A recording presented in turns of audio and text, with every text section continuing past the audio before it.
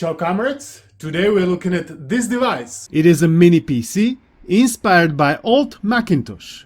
Many people are looking for cheap and powerful mini PCs nowadays to fulfill all their retro and modern needs. Is this machine one you're looking for? Let's find out.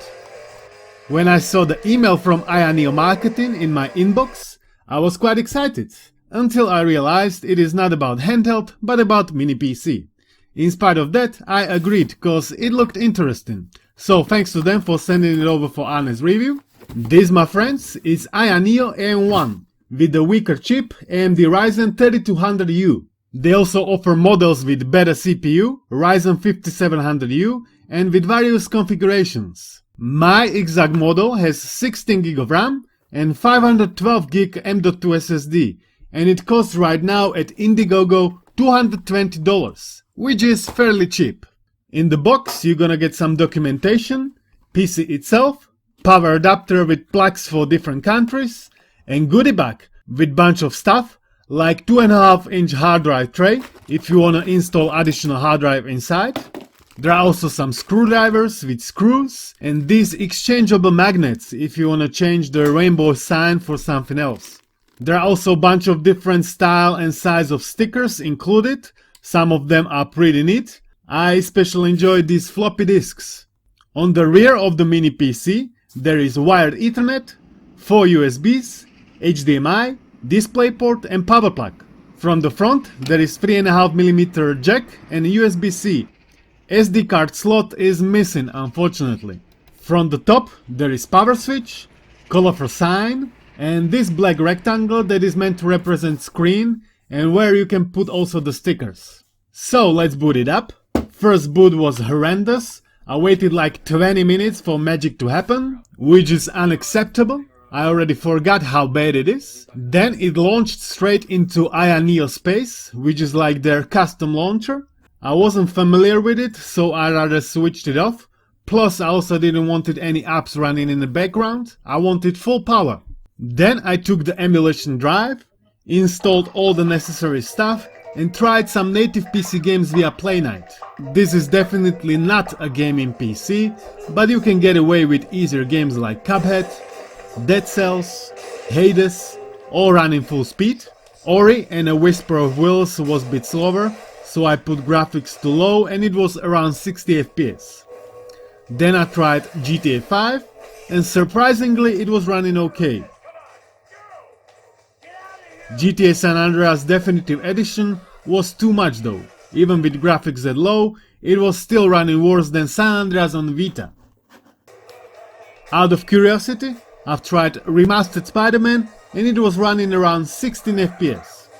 Then I was reading the manual, which doesn't happen very often, and there I saw something about TDP boost, so I've turned it on and set TDP limit to max to 35 watts before it was at 28 I believe.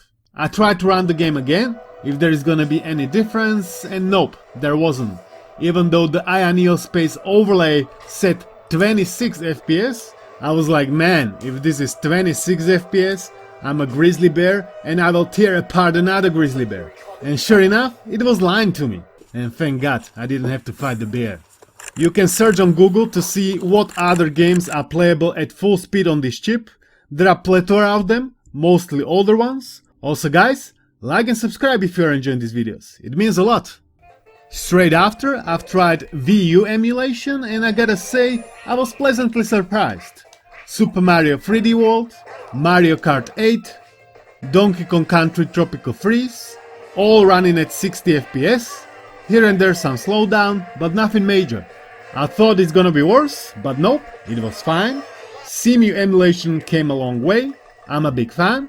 I wish we have Cemu on Android too though. Switch emulation via Yuzu, Breath of the Wild around 15 FPS. Super Mario Odyssey around 40 FPS, so don't expect these 3D games to run full speed. Crash Bandicoot Insane Trilogy 27 FPS. Hollow Knight or Celeste were running okay. I know they are playable also natively, but you got this as a point of reference. So you know other 2D games are gonna be running just about fine. I also tried PS3 Emulation. It was building shaders insanely long and it was unplayable. I guess no surprise in here. Gamecube Emulation. You can enjoy many games at 2x. Automodelista, Metroid Prime. For second part I had to put it to 1x, cause that one is always harder to emulate. I almost forgot about the Wii emulation. I've tried only one game, Super Mario Galaxy. At 2x it was running a bit slow, so I put it to 1x.